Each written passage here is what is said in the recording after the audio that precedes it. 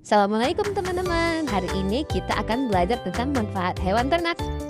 Ayam bisa diambil dagingnya, telurnya, dan bulunya. Manfaat sapi. Sapi bisa diambil susunya, dagingnya, dan kulitnya. Manfaat domba. Domba bisa diambil susu, daging, dan bulunya.